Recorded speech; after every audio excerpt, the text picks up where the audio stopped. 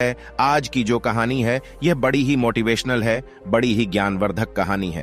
प्रिय दर्शकों, यह कहानी आपको आपके जीवन में ढेर सारी प्रेरणा देगी, इसलिए इस कहानी को पूरा सुने। आज की जो कहानी है एक तोता और मैना की कहानी है। तोता को मैना ने सुनाई बहुत ही ज्ञानवर्धक और प्रेरणादायक कहानी। प्राचीन समय की बात है। एक गांव में, चंद्रपुर गांव में, एक लकड़हारा अपनी बीवी और अपने 3 बेटों के साथ रहता था। लकड़हारे के सबसे बड़े बेटे का नाम राघव, दूसरे बेटे का नाम चंद्र और सबसे छोटे बेटे का नाम भोला था। हरिया और चंद्र शरीर से मजबूत और देखने में सुंदर थे, जिसके कारण उसके माता पिता उन्हें खूब प्यार करते थे। घर में उन्हीं के पसंद का खाना बनता, उन्हें अच्छे कपड़े मिलते। माता पिता उनकी हर ख्वाहिश को पूरी करने की हर संभव कोशिश करते थे। वही दूसरी ओर लकड़हारे का सबसे छोटा बेटा भोला शरीर से दुबला पतला, कमजोर और सांवले रंग का साधारण सा लड़का था। माता पिता उन्हें जरा भी प्यार नहीं करते थे। भोला को हमेशा खाने के लिए सूखी रोटी और पहनने के लिए फटे चिट्टे कपड़े मिलते थे। दोनों बड़े भाई उसका खूब मजाक बनाते और बात बात में उसकी पिटाई भी कर देते थे। फिर भी भोला कभी भी किसी से कोई शिकायत नहीं करता। वह अपने दोनों बड़े भाई और अपने माता पिता से बहुत प्यार करता था। वह अपने माता पिता से कभी भी अच्छे खाने की फरमाइश या अच्छे कपड़े की मांग नहीं करता था। मां ने उसे जो दिया वही खा लिया, जो पहनने को मिला वही पहन लिया, बस अपने हाल में मग्न रहता था। कोई इसे भोंदू कहता या बुद्धू, उल्लू कहता या उल्लू का पट्ठा, इसे कोई परवाह नहीं था। वक्त ऐसे ही गुजर रहा था। लकड़हारा जंगल से लकड़ियां काटकर उसे बाजार में बेचता था और बड़े अच्छे से अपना परिवार चला रहा था। एक दिन लकड़हारा बीमार हो गया और तबीयत खराब होने की वजह से वह जंगल लकड़ियां काटने नहीं जा सकता था। इसलिए लकड़हारे की पत्नी ने अपने सबसे बड़े बेटे राघव को बुलाया और कहा, मेरे प्यारे बेटे, तुम्हारे पिता कल शाम से बीमार हैं और इस हाल में वे जंगल जाकर लकड़ियां नहीं काट सकते हैं। इसलिए तुम कुल्हाड़ी लेकर जंगल जाओ और लकड़ियां काटकर बाजार में बेच आओ। मेरे प्यारे बच्चे, मुझे यह विश्वास है कि इस मुसीबत की घड़ी में तुम अपने परिवार का सहारा बनोगे। यह कहकर मां ने बड़े प्यार से उसके सर पर हाथ फेरा और प्यार से खाना खिलाया। फिर उसे एक थैले में दूध और खाना देकर उसके कंधे पर कुल्हाड़ी रखकर जंगल की ओर रवाना कर दिया। राघव कंधे पर कुल्हाड़ी लिए जंगल की ओर जा रहा था कि तभी उसे रास्ते में एक बूढ़ा आदमी मिला जो कद काठी से बिल्कुल बौना लग रहा था। उस बूढ़े बौने ने राघव से कहा, हे नौजवान, जरा ठहरो और मेरी फरियाद सुन लो। मुझे बड़ी जोरों की भूख लगी है और प्यास से मेरी जान जा रही है। तुम्हारे थैले में रोटी है और मीठा दूध भी है। मुझ पर रहम करो, मुझे थोड़ा खाना खिला दो और थोड़ा दूध पिला दो। तुम अगर मुंह गरीब की मदद करोगे तो ईश्वर तुम्हारी मदद करेगा। देखो नौजवान, मुंह मत फेरो। तब राघव ने उसे घूरते हुए कहा, अरे बौने बुढ़े, बड़े चालाक दिखते हो। तुम्हें अपना खाना दे दूंगा तो मैं क्या खाऊंगा? वैसे मेरा थैला खाने से खाली है और मेरी केतली में दूध भी नहीं है। अगर होता तो भी तुझे नहीं देता। चल हट, यहां से दफा हो जा। तुझे तो बस खाने की पड़ी है। मुझे जंगल जाकर लकड़ियां काटनी है और उसे बाजार में बेचनी है। यह कहकर राघव वहां से चला गया और थोड़ी ही देर में जंगल पहुंच गया। जंगल पहुंचकर राघव ने खाने का थैला और दूध की केतली को जमीन पर रखा। फिर कुल्हाड़ी लेकर एक पेड़ के तने पर वार करने लगा। जैसे ही उसने उस पेड़ के तने पर वार किया, कुल्हाड़ी उछलकर उसके बाजू पर जा लगा और वह जख्मी हो गया। जख्मी हालत में वह मदद के लिए चिल्लाने लगा, परंतु वह जंगल में अकेला था। उसकी कौन मदद करता? जैसे तैसे उसने खुद को संभाला और गिरता पड़ता अपने घर पहुंच गया। मां ने जैसे राघव को देखा, दौड़कर उसके पास आई और कहा, हाय मेरा बेटा, कैसे जख्मी हो गया? मां ने राघव की मरहम पट्टी की। फिर अपने दूसरे बेटे चंद्र को बुलाया और कहा, मेरे प्यारे बेटे चंद्र, तुम्हारे पिता बीमार हैं और तुम्हारा बड़ा भाई जख्मी पड़ा है। ऐसी परिस्थिति में केवल तुम ही जंगल से लकड़ियां काटकर ला सकते हो। तब चंद्र ने कहा, मां, यह कौन सी बड़ी बात है? मैं अभी कुल्हाड़ी लेकर जंगल जाता हूं और वहां से लकड़ियां काटकर लाता हूं। चंद्र की बात सुनकर मां बहुत खुश हो गई और उसे एक थैले में खाना और दूध की केतली दिया। फिर उसके कंधे पर कुल्हाड़ी रखकर प्यार से उसके सर पर हाथ फेरते हुए उसे जंगल की ओर रवाना कर दिया। चंद्र को भी रास्ते में वही बूढ़ा बौना मिला जो राघव को मिला था। उसने चंद्र से कहा, बेटा, मुझे बड़े जोरों की भूख लगी है और मारे प्यास के मेरी जान निकली जा रही है। तुम्हारे थैले में खाना है और तुम्हारी केतली में मीठा दूध है। उसी खाने में से मुझे थोड़ा सा खाना दे दो और थोड़ी सी दूध पिला दो। भूखों को खाना खिलाना अच्छी बात है। अगर तुम मुख गरीब की मदद करोगे तो ईश्वर तुम्हारी मदद करेगा। उस बूढ़े की बातें सुनकर चंद्र ने भी उसे राघव की तरह झिड़क कर कहा, चल परे हट जा बुढ़े, मैं तुझे कुछ नहीं दूंगा। कैसा खाना और कैसा दूध? तो जैसे निकम्मों को तो मैं एक घूंट पानी भी ना दूं। चल पड़े, हट जा और मेरा रास्ता छोड़ दे। तो जैसे भूखे और लफंगे बहुत फिरते हैं। मुझे जल्दी से जंगल जाना है और वहां से लकड़ियां काटकर बाजार में बेचनी है। चंद्र ने इस तरह से उस बूढ़े बौने को वहां से भगा दिया और आगे निकल गया। थोड़ी ही देर में चंद्र उसी पेड़ के पास जा पहुंचा जिसे राघव ने काटने की कोशिश की थी और अपना बाजू जख्मी कर लिया था। चंद्र ने अब अपना खाने का थैला और दूध की केतली को जमीन पर रखा। फिर दोनों हाथों से कुल्हाड़ी पकड़कर उस पेड़ पर जोर जोर से वार करने लगा, परंतु सावधानी नहीं बरतने के कारण कुल्हाड़ी पेड़ से छिलकर उसके पांव पर जा लगी और उसका पांव जख्मी हो गया। वह दर्द से चिल्लाने लगा और मदद के लिए हाय हाय करने लगा। उसका पांव इतना जख्मी था कि उससे एक कदम भी नहीं चला जा रहा था। संयोग से कुछ लोग उसी रास्ते से गुजर रहे थे। उसने चंद्र को जख्मी देखा तो दौड़कर चंद्र के पास आए और उसके घर का पता पूछने लगे। चंद्र ने झट से उन्हें अपने घर का पता बता दिया। सारे लोगों ने चंद्र को अपने कांधे पर टांगकर उसे उसके घर पहुंचा दिया। चंद्र को जख्मी देखकर उसके माता पिता बहुत दुखी और हैरान थे कि किस्मत ने यह कौन सा रंग दिखाया है कि एक ही समय में तीनों बाप और बेटे सभी बीमार पड़ गए। बाप बीमार होकर बिस्तर पर पड़ा है और दोनों बेटे लकड़ी काटने में एक ही समय में जख्मी हो गए हैं। मां का तो रो रोकर बुरा हाल था। किसी तरह से रात गुजरी और फिर सवेरा हो गया। भोला अपने माता पिता के पास आता है और कहता है, पिताजी, मैं आपका बेटा हूं। मेरे दोनों भाई जख्मी हैं और आप बीमार हैं। ऐसी स्थिति में ना उनसे काम होगा और ना आपसे। अगर आप मुझे इजाजत दें तो मैं जंगल जाऊं और लकड़ियां काटकर बाजार में बेच आऊंगा। भोला की बातें सुनकर उसके माता पिता हंसने लगे और कहा, अरे भोंदू, तुम जंगल जाकर क्या कर लोगे? जंगल से लकड़ियां काटना कोई आसान काम नहीं है। तब भोंदू भोला ने अपने माता पिता की बातें सुनकर कहा, पिताजी, मां, मैं शरीर से कमजोर भले हूं परंतु डरपोक नहीं। मैंने अपने बुजुर्गों से यह कहावत सुनी है कि जो हिम्मत करते हैं उसकी मदद स्वयं भगवान करते हैं। पिताजी, मां, आप मुझे जंगल जाने की इजाजत दें। तब भोला के माता पिता ने हंसते हुए कहा, भोंदू लड़का, तू तो सच में बुद्धू है जो बेकार में जिद किए जा रहा है। जंगल जाकर लकड़ियां काट कर लाना और उसे बाजार में बेचना कोई आसान काम नहीं है। यह तेरे बस की बात नहीं। परंतु भोला अपनी बातों पर अड़ा रहा और जिद करता रहा कि मां, पिताजी, मैं जंगल जाकर लकड़ियां काट कर लाऊंगा। आप देखना, मैं ढेर सारी लकड़ियां काट कर लाऊंगा और उन्हें बाजार में बेच आऊंगा। तब भोला के माता पिता ने कहा, अरे जा भोंदू लड़का, तू भी जंगल जाकर अपने शौक पूरा कर ले। भोला अपने कांधे पर कुल्हाड़ी लेकर अपनी मां के पास गया। तब उसकी मां कहती है, भोंदू लड़का, तेरा दिमाग तो बुद्धि से खाली है। तू क्या लकड़ियां लाएगा? ये ले, एक सूखी रोटी अपने साथ लेते जा और इसके साथ थोड़ा पानी पी लेना। तेरा पेट भर जाएगा। इससे ज्यादा तुझे किसी चीज की जरूरत नहीं है। मां ने जहां राघव और चंद्र को ताजा खाना और मीठा दूध देकर जंगल भेजा था, वहीं भोला को केवल सूखी रोटी देकर जंगल भेज दिया। भोला फिर भी बहुत खुश था। वह एक हाथ में सूखी रोटी का थैला लिए और दूसरे हाथ में कुल्हाड़ी कांधे पर लिए जंगल की ओर लकड़ियां काटने निकल गया। जंगल के रास्ते थोड़ी ही दूर जाने पर भोला को भी वही बूढ़ा बौना आदमी मिला जो राघव और चंद्र को मिला था। भोला को देखते ही उस बूढ़े बौने आदमी ने कहा, बेटा, मैं बड़े दिनों से भूखा हूं, मुझे रोटी का एक टुकड़ा दे दो, ईश्वर तुम्हारा भला करेगा। उस बूढ़े बौने को देखकर भोला ने कहा, बाबा जी, तुम तो सच में बहुत भूखे मालूम होते हो, परंतु मेरे पास कोई खाने की अच्छी चीज नहीं है। मेरे थैले में केवल एक सूखी रोटी है और केतली में पानी है। अगर तुम्हें पसंद हो तो शौक से खा सकते हो। यह कहकर भोला अपने थैले को खोलने लगा।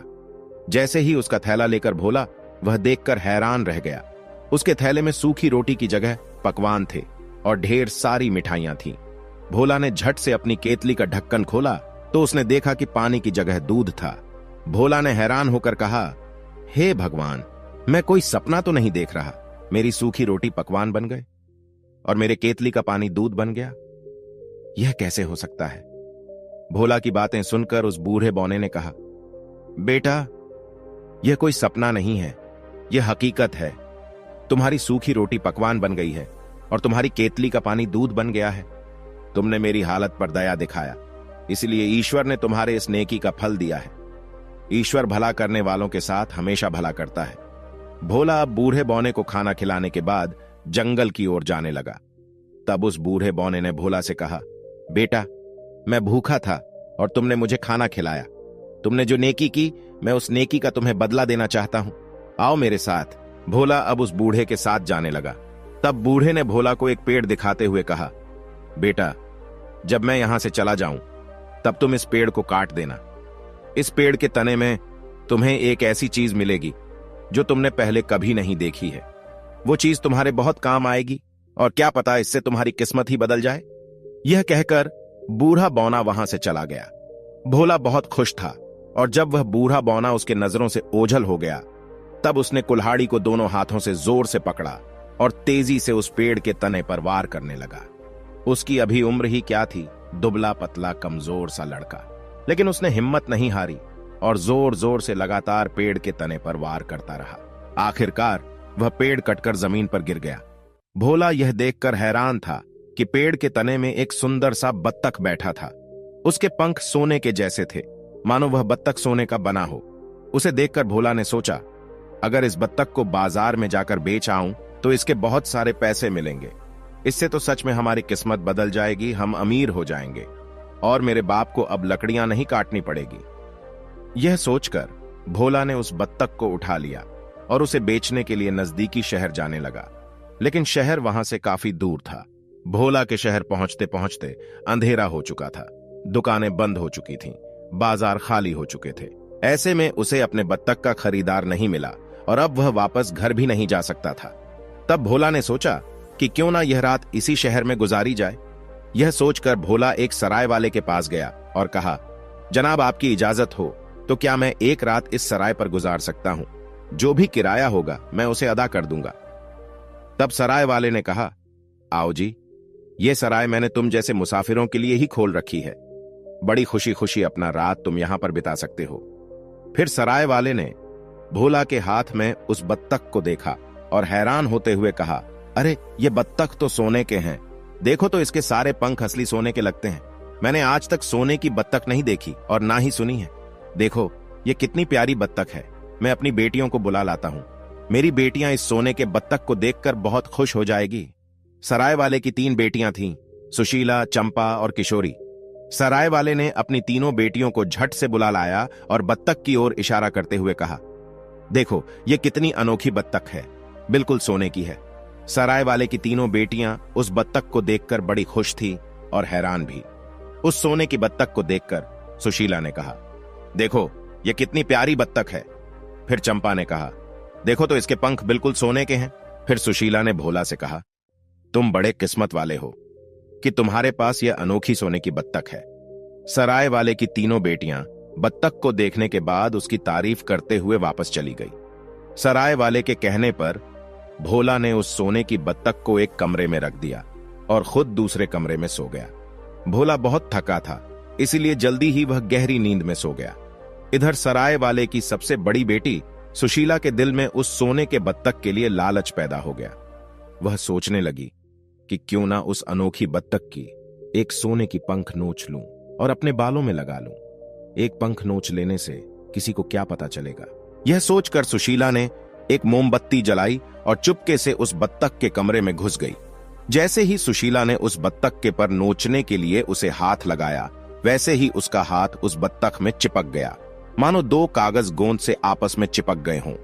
वह घबरा गई और जल्दी से अपनी बहन चंपा को आवाज दी, अरे चंपा, जरा जल्दी आ और इस बत्तख से मेरे हाथ को छुड़वा। सुशीला की आवाज सुनकर चंपा अपने कमरे से दौड़ी आई और उसने देखा कि सुशीला के हाथ बत्तख से चिपके हुए हैं। तब उसने पूछा, अरे सुशीला, यह क्या हो गया? तब सुशीला ने कहा, देख क्या रही हो चंपा, जल्दी से मेरे हाथ इस बत्तख से छुड़ा। चंपा ने जैसे ही सुशीला के हाथ बत्तख से छुड़ाने के लिए अपने हाथ बत्तख की ओर बढ़ाया, उसके भी हाथ बत्तख से चिपक गए। अब दोनों बहनें सुशीला और चंपा के हाथ बत्तख से चिपके हुए थे। दोनों घबराई और अपनी छोटी बहन को आवाज लगाई, अरे किशोरी, जल्दी से आ और हम दोनों के हाथ इस बत्तख से छुड़ा। अपनी दोनों बड़ी बहनों की आवाज सुनकर किशोरी अपने कमरे से दौड़ी आई और बत्तख से चिपके हुए सुशीला चंपा के हाथ को पकड़कर खींचने के लिए जैसे ही किशोरी ने अपने हाथ बत्तख की ओर बढ़ाया, किशोरी के भी हाथ बत्तख से चिपक गए। अब तीनों बहनों सुशीला, चंपा और किशोरी के हाथ बत्तख से चिपके हुए थे। वह अपने आप को छुड़ा नहीं पा रही थी। रात भर तीनों बहनें रोती रही। सुबह होने पर जब भोला की नींद खुली तो वह दौड़कर बत्तख के पास गया और वहां का निराला नजारा देखा। वह तुरंत समझ गया कि यह जरूर इस बत्तख को चुरा रही होगी, जिसके कारण इसके हाथ बत्तख से चिपक गए हैं। तभी वहां पर सराय वाला भी आ गया और कहने लगा, अरे शैतान लकड़हारे, तूने यह क्या कर दिया? देखो, तुम्हारे बत्तख ने मेरे तीनों बेटियों के हाथ पकड़े हुए हैं। तब भोला ने कहा, मैं तो अपने कमरे में सो रहा था, मैंने कुछ नहीं किया है। जो किया है तुम्हारी बेटियों ने किया है। जरूर ये तीनों रात में मेरी बत्तख को चुराने आई होगी। इन्हें अपने लालच की सजा मिली है, जो इनका हाथ बत्तख से चिपका रह गया। इसमें मेरी कोई खता नहीं है, मेरा कोई कसूर नहीं है। मुझे तो अपना बत्तख लेकर जाना है। और भोला ने अपना बत्तख उठाया और बाहर जाने लगा। इसके साथ ही सराय वाले की तीनों बेटियां भी होली, क्योंकि उन तीनों के हाथ बत्तख से चिपके हुए थे। अपनी बेटियों को जाते देख सराय वाला चुपचाप खड़ा रहा। वह कुछ भी नहीं कर पा रहा था, बेबस था। उसकी बेटियां भी रोए जा रही थीं और बाप की तरफ देखे जा रही थीं, लेकिन वह भी बेबस थी। जब वे लोग शहर से बाहर आई तब उन पर एक बूढ़े फकीर की नजर पड़ी। बूढ़े फकीर ने उन तीनों लड़कियों को पहचान गया कि ये तीनों सराय वाले की बेटी है। ये तीनों तो बड़ी अच्छी लड़की है, परंतु आज रोती हुई कहां जा रही है और ये लड़का इन तीनों लड़कियों को कहां ले जा रहा है? बूढ़े फकीर ने जोर से आवाज लगाई, अरे लड़के, तुम इन तीनों लड़कियों को कहां ले जा रहे हो? इसे छोड़ दो। जब भोला ने उन पर कोई ध्यान नहीं दिया, तब बूढ़ा फकीर खुद उन तीनों लड़कियों को छुड़ाने के लिए आगे बढ़ा और जैसे उस बूढ़े फकीर ने सुशीला को पीछे खींचने के लिए उसे छुआ, बूढ़े फकीर का हाथ सुशीला से चिपक गया। वह घबराकर बोला, अरे ये क्या हो गया? मेरे हाथ कैसे चिपक गए? कोई तो मुझे बचाओ, कोई तो मेरे हाथ छुड़ाओ। उसी समय एक उस्ताद उसी रास्ते से गुजर रहे थे। वह इस नजारे को देखकर हैरान रह गया। उसने देखा कि एक लड़का अपनी बगल में बत्तख दबाए लिए जा रहा है और उसके पीछे 3 लड़कियां रोए जा रही हैं। उन लड़कियों के पीछे एक बूढ़ा फकीर बचाओ बचाओ की रट लगाए जा रहा है। उस्ताद को कुछ भी समझ नहीं आया कि यह क्या माजरा है और वह बूढ़े फकीर को बचाने के लिए दौड़ पड़ा। जैसे ही उस्ताद ने बूढ़े फकीर को बचाने के लिए अपना हाथ आगे बढ़ाया, उस्ताद का हाथ बूढ़े फकीर से चिपक गया। मारे डर के उस्ताद चीखने चिल्लाने लगा, अरे कोई बचाओ बचाओ, मेरे हाथ चिपक गए। वहीं पास के खेतों में 2 किसान काम कर रहे थे। उसने उस्ताद को जब बचाओ बचाओ कर चिल्लाते देखा, तब दोनों किसान अपना औजार छोड़कर उस्ताद को बचाने के लिए दौड़ पड़े। और जैसे ही दोनों किसान ने उस्ताद को पकड़कर पीछे खींचना चाहा, तो उसके हाथ उस्ताद से चिपक गए। दोनों किसान बहुत छटपटाए और अपना हाथ छुड़ाने का बहुत कोशिश किया, परंतु वे दोनों अपना हाथ नहीं छुड़ा पाए। फिर बेबस होकर पीछे पीछे चलने लगे। अब आगे आगे भोला बगल में बत्तख दबाए चले जा रहा था और उसके पीछे 7 आदमी थे। 3 सराय वाले की लड़कियां, एक बूढ़ा जोगी, एक उस्ताद और 2 किसान। बत्तख ने इन सभी को जकड़ रखा था। वे सभी बेबस होकर भोला के पीछे पीछे चलते रहे। वे सारा दिन इसी तरह से चलते रहे। शाम होने के करीब वे एक शहर जा पहुंचे। जैसे ही वे शहर पहुंचे, उन्हें देखने के लिए लोगों की भीड़ लग गई। लोग छतों से घरों की खिड़कियों से उन्हें देखे जा रहे थे। ऐसा तमाशा किसी ने पहले नहीं देखा था। शहर में दाखिल होने के बाद सुशीला ने रोते हुए भोला से कहा, तुम कब तक इस तरह से चलते रहोगे? हम लोग अब थक गए हैं, शाम भी हो गई है। अब आगे जाने की बजाय यहीं पर ठहर जाओ। तब भोला उन सभी को लेकर एक सराय वाले के पास गया और कहा, हम मुसाफिर हैं, क्या हम लोग इस सराय में रात भर रुक सकते हैं? तब सराय वाले ने कहा, भाई, हमने यह सराय तुम जैसे मुसाफिरों के लिए ही खोला है। तुम आराम से यहां रात बिता सकते हो। तुम्हें खाना भी मिलेगा और यहां बिस्तर भी। सराय वाले की बातें सुनकर भोला सभी को लेकर सराय के अंदर चले गया और इसी तरह से आगे पीछे कर बैठ गए। इन्हें देखकर सराय वाला हैरान होकर कहने लगा, तुम्हारा यह काफिला बहुत अनोखा है। ऐसा मालूम होता है तुम अपनी किस्मत आजमाने और राजकुमारी को हंसाने की कोशिश करने यहां आए हो। तब सराय वाले की बातें सुनकर भोला ने कहा, राजकुमारी को हंसाने, इसका क्या मतलब है? मैं समझा नहीं, थोड़ा साफ साफ बताओ। तब सराय वाले ने हंसते हुए कहा, यह बहुत ही दिलचस्प किस्सा है। हमारे राजा की एक बेटी है, वह हमेशा उदास और गमगीन रहती है। उसे जब भी देखो वह परेशान, खोई खोई सी और घबराई हुई लगती है। कितने भी मजेदार किस्सा या कहानी सुना दो, वह फिर भी खुश नहीं होती है।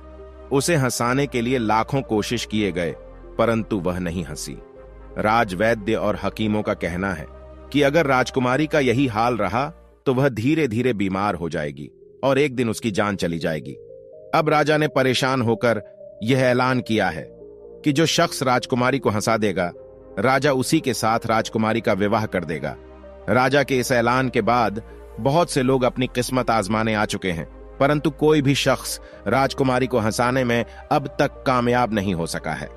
अब सराय वाले ने भोला को एक कमरे में ठहराया और बत्तख से चिपके हुए लोगों को दूसरे कमरे में ठहराया। भोला रात भर बिस्तर पर लेटे लेटे सराय वाले की बातों पर गौर करता रहा। वह सोच रहा था कि क्यों ना महल जाकर अपनी किस्मत आजमाई जाए।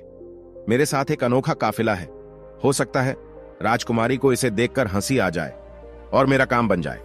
अगर राजकुमारी को हंसी आ गई तो मेरी शादी राजकुमारी से हो जाएगी। भोला रात भर इसी ख्यालों में खोया रहा और सुबह उठकर वह बहुत खुश था। उसने अपने बत्तख को बगल में दबाया और राजमहल की ओर चल पड़ा। सातों आदमी बत्तख से चिपके हुए उसके पीछे पीछे चलने लगे। जैसे ही वह महल के दरवाजे पर पहुंचा तो दरबान ने कहा, भाई, मुझे समझ में आ गया कि तुम यहां क्यों आए हो। तुम्हारा यह नजारा बड़ा ही अनोखा है। जो भी देखेगा वो हंस हंसकर लौट पोट हो जाएगा। मैं तुम्हें राजा के पास ले चलता हूं। मुझे यकीन है तुम्हें देखकर राजा बहुत खुश हो जाएंगे। राजा ने जब उस लड़के के बारे में सुना तब आदेश दिया कि तुरंत उस लड़के को दरबार में हाजिर किया जाए। भोला अपने साथियों के साथ राज दरबार पहुंच गया और राजा के पास जाकर कहा, महाराज, मैं आपका ऐलान सुनकर अपनी किस्मत आजमाने आया हूं। अगर आपकी इजाजत हो तो मैं अपने हुनर से राजकुमारी को हंसाने की कोशिश करता हूं। मुझे यकीन है कि मैं राजकुमारी को हंसाने में कामयाब हो जाऊंगा। राजा ने भोला की बातें सुनकर उसके काफिले को देखा और कहा, बहुत खूब, यह नजारा तो लाजवाब है।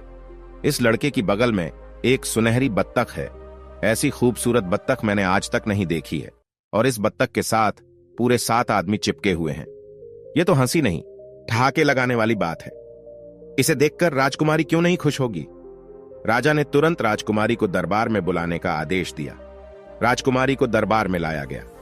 राजकुमारी बिल्कुल शांत और उदास दरबार में आई, परंतु जैसे ही उसने सुनहरी बत्तख को देखा और एक के बाद एक 7 आदमी को पीछे चिपके हुए देखा तो वह ठहाके लगाकर हंस पड़ी। वह हंसते हंसते लौट पोट हो गई और राजकुमारी को हंसते देखकर सभी दरबार के लोग भी हंसने लगे। राजकुमारी इस तरह से बेतहाशा हंसने लगी जैसे उसे हंसी का दौरा पड़ गया हो। राजकुमारी को हंसता देख राजा बहुत खुश हो गया और इसके साथ ही बत्तख से चिपके हुए सभी लोग एक एक कर आजाद हो गए। तब भोला ने उस सुनहरी बत्तख को सुशीला को दे दिया और कहा, अब यह तुम्हारी बत्तख है, तुम इसे अपने घर ले जा सकती हो। बूढ़ा, फकीर, उस्ताद और 2 किसान आजाद होने के बाद अपने अपने घर चले गए। सराय वाले की बेटी बहुत खुश थी कि अब यह सुनहरी बत्तख उसकी है। भोला दरबार में खड़ा रहा।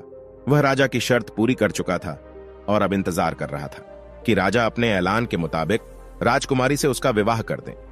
परंतु शर्त पूरी हो जाने के बाद राजा की नीयत बदल गई और वह सोचने लगा कि इसने राजकुमारी को हंसाया। यह सब तो ठीक है, परंतु एक मामूली से लड़के के साथ अपनी राजकुमारी का विवाह कर दूं, यह कैसे संभव है।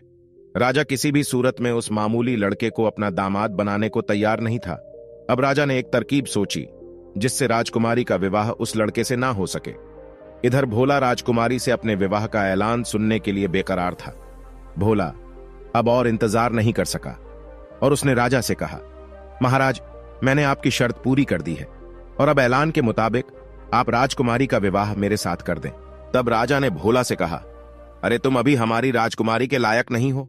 पहले तुम हमारी राजकुमारी के लायक बनो, फिर आकर मुझसे बात करना। तब भोला ने बड़े अदब से राजा से पूछा, महाराज, आप मुझसे क्या चाहते हैं। तब राजा ने कहा, तुम एक ऐसा आदमी ढूंढ कर लाओ जो 100 मन दूध एक साथ पी जाए। राजा की बात सुनकर भोला हैरान और परेशान था कि अब मैं क्या करूं, ऐसा आदमी कहां से ढूंढो। और यह सोचते सोचते भोला वहीं जंगल जा पहुंचा जहां उसे बूढ़ा बौना मिला था, जिसके बताए पेड़ काटने पर उसे सुनहरी बत्तख मिली थी। भोला ने सोचा कि क्यों ना मैं फिर उसी आदमी के पास जाऊं, शायद वह मुझे कोई रास्ता बता सकते हैं। अब भोला उसी पेड़ के पास जा पहुंचा जहां उसे सुनहरी बत्तख मिली थी।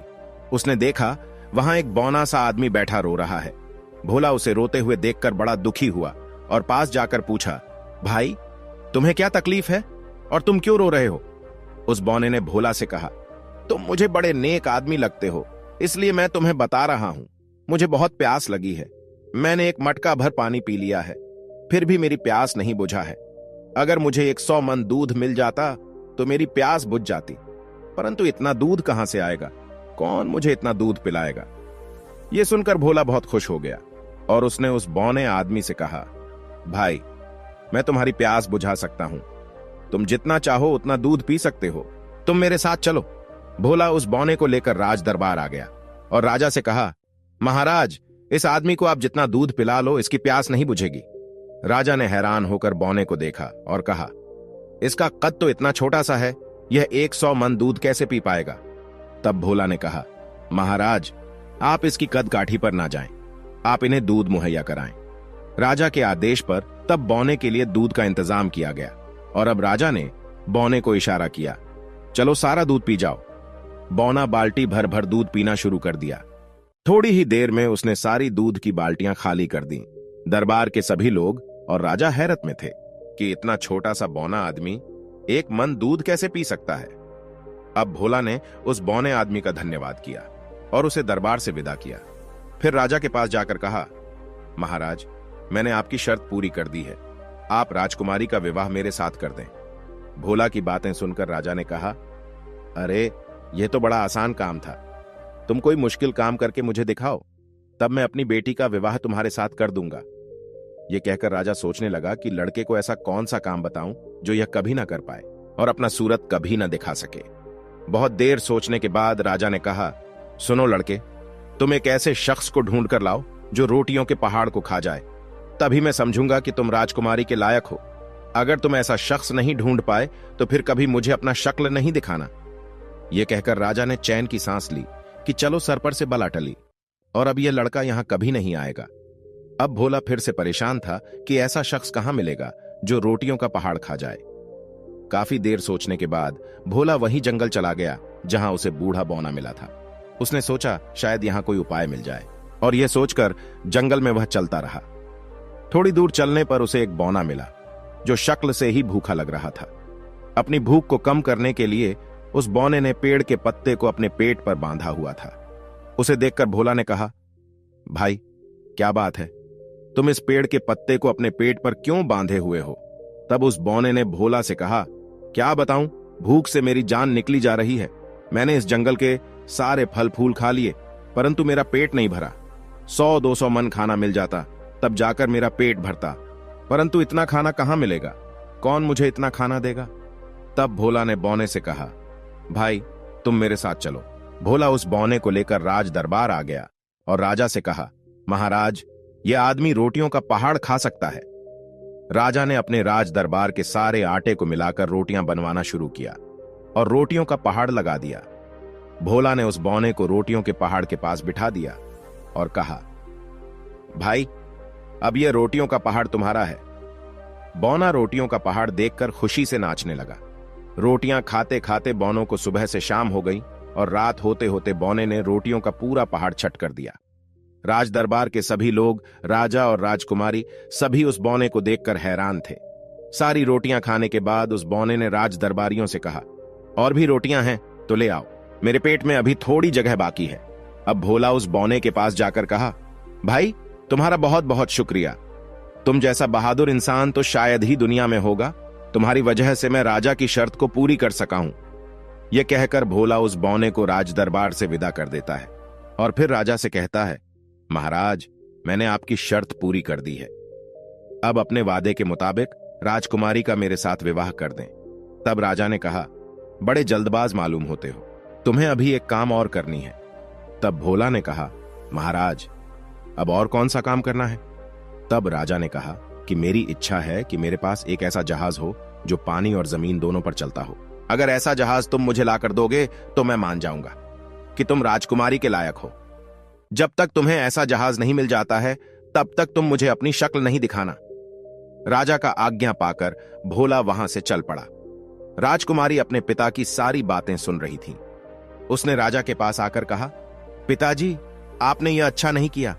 किसी इंसान से अगर वादा करो तो उसे पूरा करना चाहिए। तब राजा ने राजकुमारी से कहा, तुम इस मामले में चुप रहो।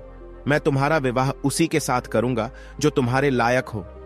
किसी साधारण लड़के को मैं अपना दामाद नहीं बना सकता। राजकुमारी पिता की बातें सुनने के बाद चुपचाप अपने कक्ष में चली गई। भोला अब बड़ा परेशान था कि अब ऐसा जहाज कहां मिलेगा जो पानी और जमीन दोनों पर चलता हो। यह सोचते हुए भोला जंगल के उसी रास्ते पर चल पड़ा जहां उसने वह पेड़ काटा था जिसमें उसे सोने की बत्तख मिली थी।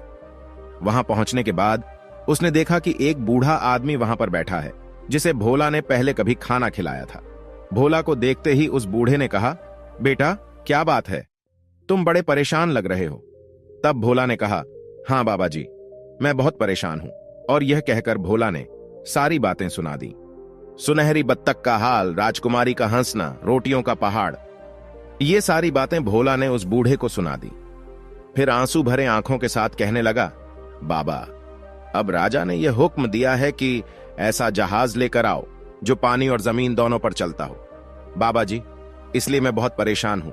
ऐसा जहाज मुझे कहां मिलेगा जो दोनों जगहों पर चलता हो, पानी में भी और धरती पर भी। यह काम तो कोई जादूगर ही कर सकता है, और जादू मुझे आती नहीं है। भोला की बातें सुनकर बूढ़े ने कहा, बेटा, तुम घबराओ मत। मैं तुम्हें ऐसा जहाज बनाकर दूंगा जो पानी और जमीन दोनों पर चलता हो। पहले भी मैंने ही तुम्हें बचाया था। 100 मन दूध असल में मैंने ही पिया है, और रोटियों का पहाड़ भी मैंने ही खाया है।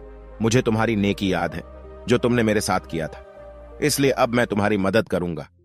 और बूढ़े ने एक ऐसा जहाज तैयार कर दिया जो पानी और जमीन दोनों पर चलता हो। भोला बड़ी खुशी से इस जहाज पर सवार हो गया और बूढ़े को भी अपने जहाज पर बैठा लिया।